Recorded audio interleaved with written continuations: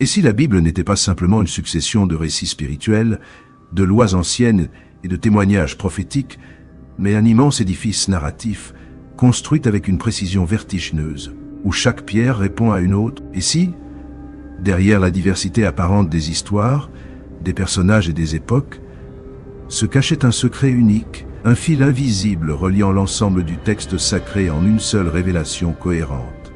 À première vue, tout semble fragmenté. La Genèse parle de patriarches nomades, l'Exode de libération et de loi, les livres historiques de rois et de guerre, les prophètes de jugement et d'espérance, les évangiles de la vie d'un homme en Galilée, et les lettres apostoliques de communautés naissantes. Pourtant, plus on avance, plus une intuition s'impose.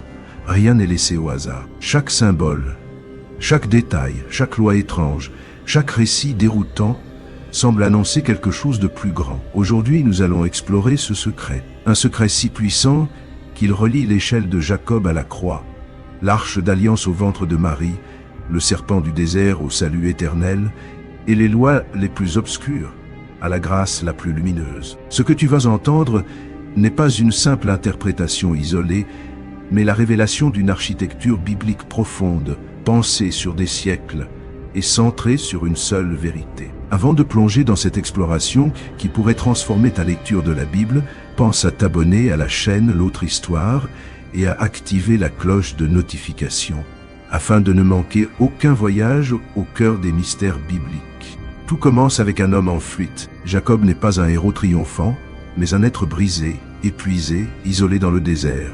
Il s'endort la tête posée sur une pierre, et c'est là que Dieu lui parle par un rêve. Il voit une échelle dressée sur la terre, dont le sommet touche le ciel, et des anges qui montent et descendent. Cette image est devenue familière, presque décorative dans l'imaginaire chrétien, mais elle contient une énigme fondamentale. Pourquoi les anges montent-ils d'abord? Le texte semble suggérer qu'ils étaient déjà sur la terre. Comme si le monde visible et le monde invisible n'étaient pas aussi séparés que nous le croyons, Jacob se réveille et comprend qu'il a dormi sur un seuil, une frontière sacrée.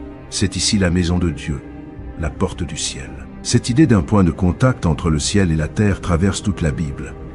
Des siècles plus tard, Jésus reprend explicitement cette image lorsqu'il s'adresse à Nathanaël. Il ne parle pas en parabole, mais en référence directe. Vous verrez le ciel ouvert et les anges de Dieu monter et descendre sur le Fils de l'homme.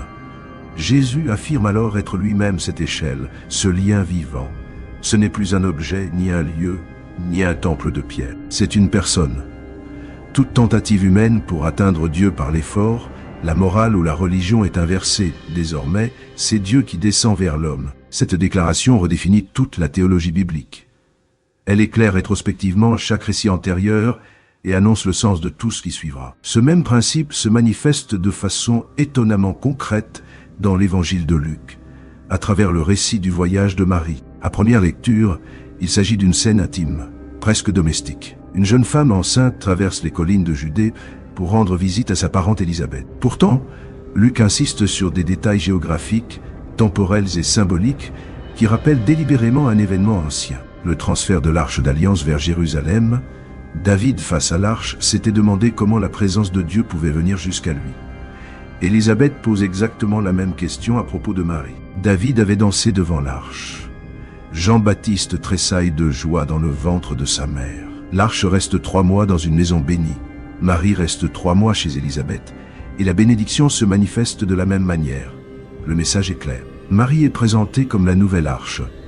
L'ancienne arche contenait les tables de la loi, la manne du désert et le bâton d'Aaron.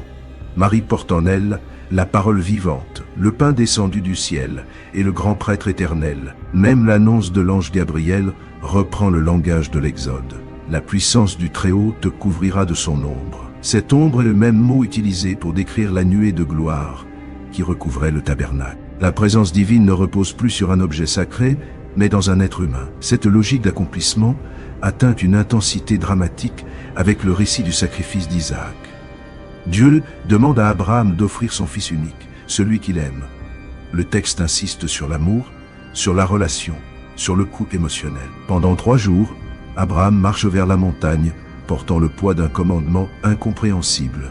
Isaac, innocent, porte le bois du sacrifice sur son dos. Et au sommet, une question bouleversante jaillit. Où est l'agneau? La réponse d'Abraham est prophétique. Dieu pourvoira. Lorsque le bélier apparaît, l'histoire semble se conclure. Mais en réalité, elle ouvre une attente. Sur cette même région montagneuse, des siècles plus tard, un autre fils portera le bois de son sacrifice. Cette fois, il n'y aura pas de substitut. Le silence du ciel révèle que Dieu accomplit ce qu'il avait annoncé. Abraham n'a fait qu'anticiper, en image, ce que Dieu allait faire en réalité. Ce schéma de jugement et de grâce se retrouve dans l'histoire de Babel. L'humanité, unie par une seule langue, cherche à se faire un nom, à atteindre le ciel par elle-même. Dieu confond les langues, non par cruauté, mais pour empêcher une unité fondée sur l'orgueil. Cette dispersion prépare une restauration future. À la Pentecôte, les langues sont multipliées, mais la compréhension est restaurée. Chacun entend les merveilles de Dieu dans sa propre langue. Là où Babel détruisait la communion, l'esprit la recrée, le jugement devient le terreau du salut. Puis apparaît Melchizedek, personnage mystérieux et presque dérangeant pour la logique biblique. Sans généalogie, sans origine ni fin mentionnée, il est à la fois roi et prêtre. Il bénit Abraham, et Abraham lui donne la dîme. Ce simple geste établit une hiérarchie spirituelle. Melchizedek supérieur, même au patriarche. Des siècles plus tard, cette figure devient la clé pour comprendre le sacerdoce du Christ. Jésus ne dépend pas d'une lignée humaine ou d'une loi temporaire. Il est prêtre selon un ordre éternel, établi directement par Dieu.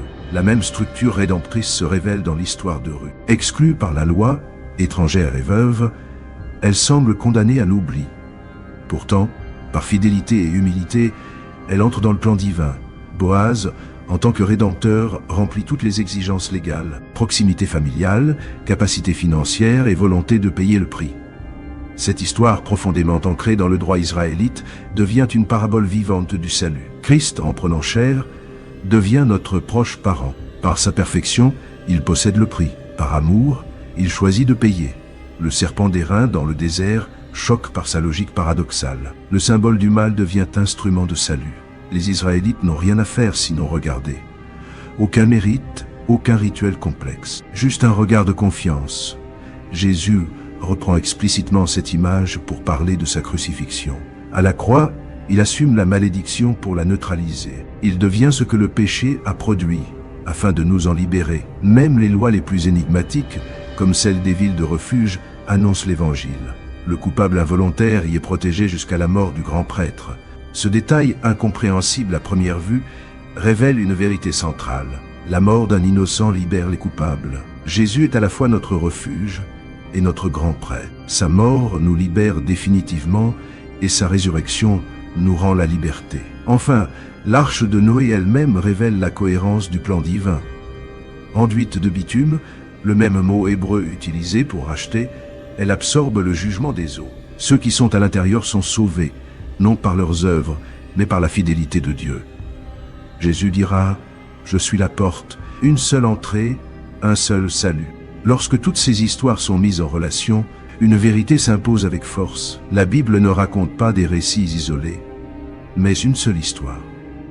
Une histoire de chute et de restauration, de jugement et de grâce, de distance et de réconciliation. Tout converge vers une personne, Jésus-Christ, le lien vivant entre le ciel et la terre, l'échelle de Jacob accomplie, l'arche véritable, l'agneau pourvu par Dieu. Ce secret biblique n'est pas un simple exercice intellectuel, il est une invitation à regarder, à entrer, à se réfugier. Car, au cœur de cette immense architecture narrative, se trouve une vérité simple et bouleversante. Dieu a tout fait pour rejoindre l'humanité, et il continue d'appeler chacun à répondre. Si ce voyage t'a permis de voir la Bible sous un jour nouveau, alors continue l'exploration avec nous. Abonne-toi à la chaîne et active la cloche de notification. Et poursuis cette quête au cœur des mystères oubliés des Écritures.